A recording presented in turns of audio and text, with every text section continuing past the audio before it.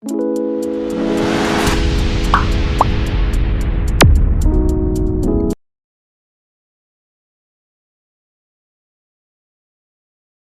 назарларыңызға 2014 жылы шыққан алғашқы кек алушы басқа соғыс фильмін ұсынамын.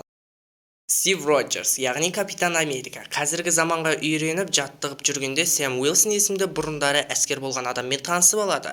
Осыдан кейін Стив келесі қалған ұйымның тапсырмасына кетеді.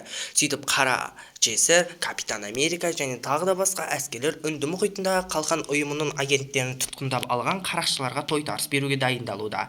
Тапсырма кезінде Наташа Романов Ник Фьюридің де құпия тапсырмасын орындап кемедегі құпия файлдарды флешкаге өткізіп алады. Осыдан кейін Стив қалған ұйымның штаб-пәтеріне келіп, Ник Фьюриден неге файлдарды флешкеге аударғанын сұрайды. Ник Фьюри жағдайды айтпай, оған жаңадан салынып жатқан ұшақ кемесін жай ғана көрсетеді. Сөйтсек, бұл ұшақ кемесі әлемдегі спутниктермен байланысып, жердегі кез келген адамдарды спутник арқылы тауып өлтіре алады екен. Стив бұл ой ұнамай, адамдарда бостандық болу керек және өлім жазасына бұл ұқсас деп штаб-пәтерден кетіп қалады. Сол кезде Фьюри Наташа әкелген флешкадегі мәліметтерді көрейін десе, файлдар құлыптаулы тұр екен. Осыдан кейін ол серіктесі Александр Пирспен жаңадан салынып жатқан ұшақ кемесі жайлы әңгімелесіп, Фьюри үйіне қайтып бара жатады. Сол кезде Фьюриді полициялар қоршап алады. Фьюри тұзақтан шығып, қашып бара жатқанда ешкіммен байланыса алмай қалады және осы уақытта оның көлігін бір қолы темір қолды адам атып түсіреді. Бірақ сонда да Фьюри бұл жерден қашып үлгерді. Стив Капитан Американың құрметіне ашылған мұражайға барады. Ол жерде өзінің досы Баки Барнсты еске алады.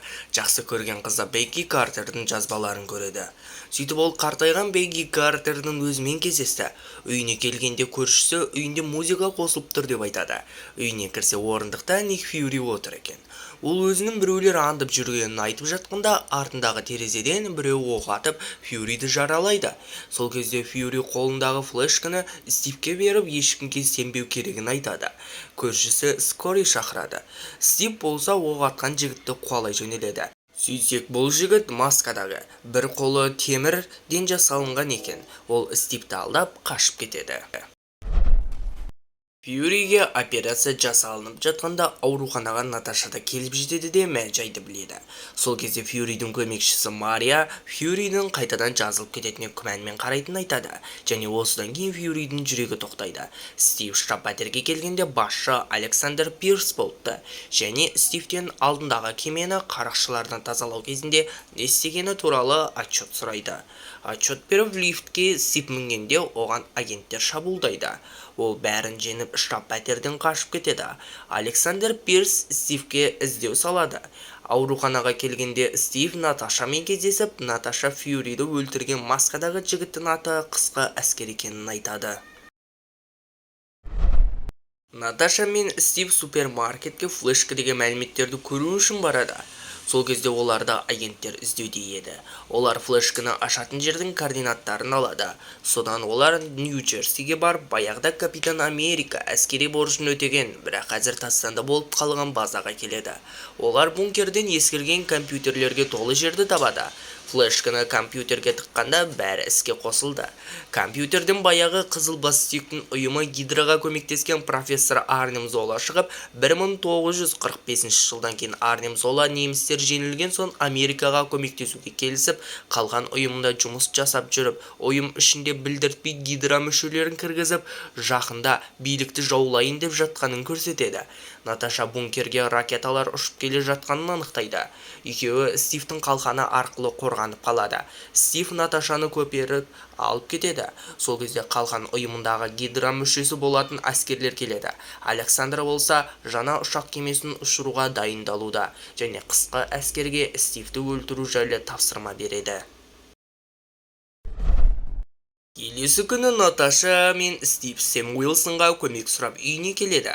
Олар ракетаны агенттер жібергенін түсініп, қалған ұйымының көп агенттері Гидра мүшесі екенін түсінеді. Осы кезде Сэм өзінің қыран деп аталатын әскери костюмы бар екенін де айтады. Сол кезде Очкарик тақырбас агентпен баяғыда Тони Старкпен соттасқан депутат екеуі сөйлесіп қоштасқанда, батырлар агентті ұстап жоспарды айтып береді. Оның айтуынша, жаңадан салынып жатқан ұшақ кемесі Гидра ұйымына қауіпті адамдарды өлтірмек болып жатыр екен. Сөйтіп барлығы штаб-пәтерге бара жатқанда жолдан қысқа әскері күтіп алады да әшкере тақырбасты өлтіреді. Шайқас кезінде Стив оның маскасын шешіп жібереді. Сөйтсек бұл осыдан 70 жыл бұрын көз жұмған досы Баки Барнс екен. Бірақ Стив оны тоқтата алмай қалады да Стив, Наташа, Сэм үшеуін агенттер тұтқындайды. Көлікпен тұтқындауға алып кетіп бара жатқанда Стив Сэмға Баки жайлы айтып беріп жатады. Сол уақытта Сэм Наташаның жараланғанын көріп көмек сұрайды. Сол кезде бір күзетші екінші күзетшіні талдырады. Сөйтсек бұл Мария Хилл екен. Сөйтіп ол бір құпия базаға келеді. Мұнда олар Ник Фьюриді кездестіреді. Сөйтсек бұл уақытқа дейін Фьюри бәрін бақылап, кімге сену керегін білген. Осыдан кейін Фьюри өз жоспарын айтады.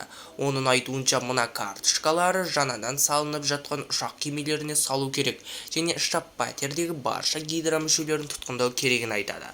Осы кезде Капитан Америка өзінің ата-анасы қайтыс болғанда Стивтің жігерлендірген сөздерін еске алып жатады. Оның жанында Сэм келіп, бүгін көрген Баки енді зұлым болып кеткен соң баяғы Баки емес екенін айтады. Осы кезде қысқы әскер құпия зертханада отқанда өзінің арғы өмірін есіне ала бастайды. Оған Пирс келіп отчет сұрайды. Бірақ Баки отчеттің орнына бағанағы жігіттің кім екенін сұрайды.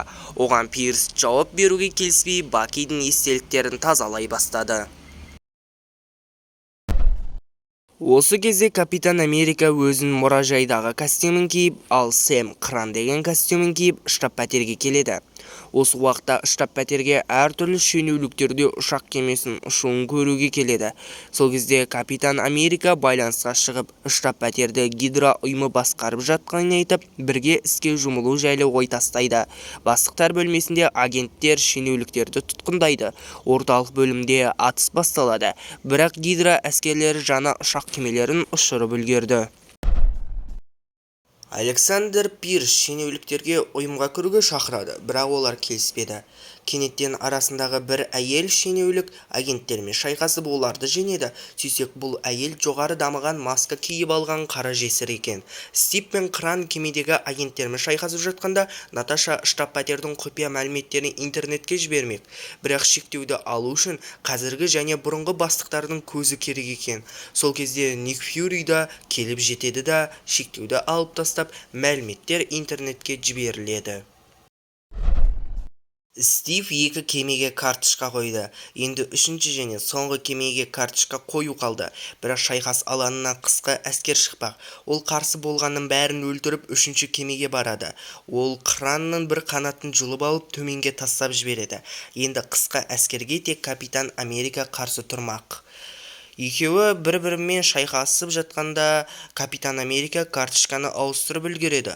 Осыдан кейін ұшақ кемелері бір-бірлерін атады. Бұны көрген Пирс бұл жерден қашып кетпекші болды, бірақ оны Фьюри өлтіріп тастады. Осы кезде ұшақ кемелері қирап құлай бастады. Стив болса Бакиге көмектесті, бірақ Баки оны әлі танымай ары қарай шайқаса берді. Стив есінен талып теңізге құлайды. Осы кезде қысқа әскер Стивті жағалауға әкеліп кетіп қалады. Біраз уақыттар өткен соң Стив төсекте есін жияды және жанында Сэм отыр екен.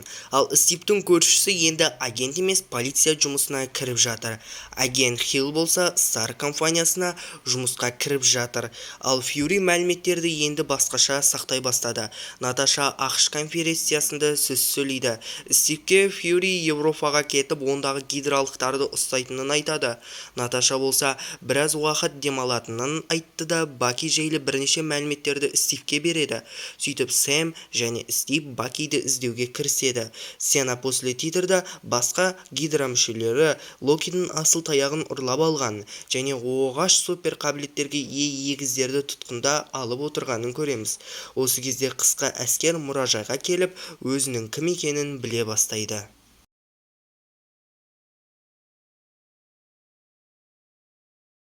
Қарақшылар басып алған кемені тазалау кезінде Стив Роджерс ұшақтан парашютсіз секірді, және де парашютсіз секіру тек қана фильмде ғана емес, комикстерде де болған. Фильмде мына агент Гидра мүшесі болып табылды, және де ең соңында ол жарақат алып ауруханаға түсті.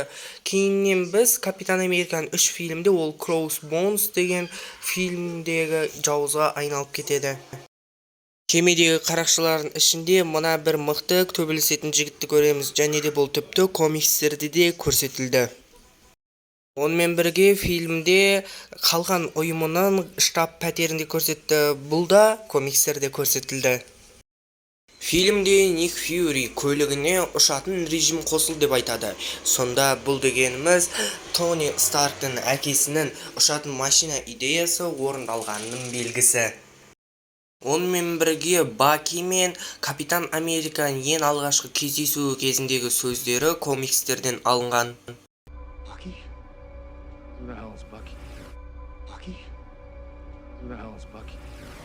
Тіпті Бакидің соққысы да комикстерден алынды. Тағы да бір байғап кететін жайт, Баки Барнс жалпы Капитан Американың барлық 3 бөлімде де Капитан Американың қалқанын ұстаған бір болсын сценалары бар. Тіптен комикстерде де Баки Барнс қалқанды ұстаған кезі бар. Онымен бірге фильмнің кейбір сценалары голливудтық фильмдерге сілтеме жасаған. Мысалға, мына жерде War Game деген, яғни военные игры деген 1983 жылы шыққан фильмге сілтеме жасаған. Что, поиграем? Это из фильма, который вы были. Я смотрел. Shall we play a game? Онымен бірге жалпы Наташа мен қысқы әскер бір-бірімен кездескен сценалар бар, және де бұл да комикстерде орындалған. Бірақ та комикстерде қысқы әскер мен Наташа соңында бір-бірін жақсы көріп қалған. Жалпы қысқы әскер осы уақытқа дейін көптеген құпия тапсырмаларды орындап келген. Тіпті 1991 жылы ол Тони Старктың әкесін өлтіру деген тапсырманы да алып, Тони Старктың әкесін өлтірген. Онымен бірге біз фильмде тақырбас Ашкаректің бір депутатпен сөйлесіп жүргенін көреміз. Бұл депутат Темір адам 2 фильмде Темір адамды жақтырмай оған қарсы сөз қайтарған, соттасқан депутаттардың бірі. Наташа жарақат алған кезінде оған бір дәрігер жүгіріп келеді. Бұл дәрігер негізінен осы фильмнің режиссері. Онымен бірге бұл болашақта кек алушылар, шексіздік соғышы және финал фильмдерінде де режиссерлік қызметін атқарған Джо Руссо. Фильмде адаматтар шығып атқан уақытта біз Джеймс Андерсон деген есімді де көреміз. Бұл негізінен комикстерде қосалқы кейіпкерді ойнаған персонаждардың бірі. Ник Фьюридің өтірік зираты қойылған кезінде астынан біз цитатаны оқимыз. Бұл цитата негізінен Ник Фьюридің өзі түскен 1994 жылдағы «Криминальное чтиво» фильмінде айтылған цитата. Сцена после титрдің біріншісінде біз егіздерді көреміз. Бұл егіздер жайлы оқиға енді кек алушылар 2 Альтрон дәуірінде жалғасады. Ал Баки Барнстың өмірбаяны енді Капитан Америка 3 фильмінде жалғасады. Фильм маған ұнады. Режиссер ағайынды Руссолар фильмді өте керемет ете білген. Яғни фильмнің кіріспесі, негізгі бөлімі және де қорытындысы да анық көрсетіле білген. Және де фильм тыншылық стилде түсірілген. Тек қана фильмнің соңғы жағы басқа фильмдер сияқты атыс шабыс сөйтіп аяқтала салады. Бірақ та фильмнің ең соңғы қорытындысында үлкен интригамен фильмді аяқтап тастайды. Осымен видео аяқталды. Видео ұнаса лайк басып, арнаға тіркеліп, қоңыраушаны басып кетіңіздер. Қош сау болыңыздар.